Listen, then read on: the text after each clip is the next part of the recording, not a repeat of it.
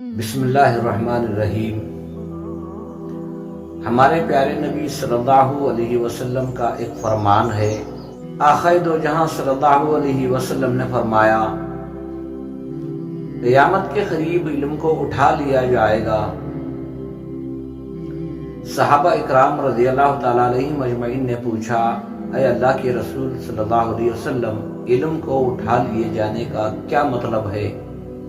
آپ صلی اللہ علیہ وسلم نے ارشاد فرمایا، وہ پختہ کار علماء جو علم کی نظر سے، حکمت سے امت کی بے دینی کو پہچانتے، ماحول کی خرابیوں کو پہچانتے، لوگ بے دین ہو کر دین کے خلاف جو چل رہے ہیں ان کو پہچان کر علم و حکمت کے ذریعے انہیں دین کے راستے پر لگانے والے، ان کے دلوں میں ایمان پیدا کرنے والے پختہ کار علماء دنیا سے اٹھ جائیں گے، یعنی اللہ انہیں موت دے دے گا۔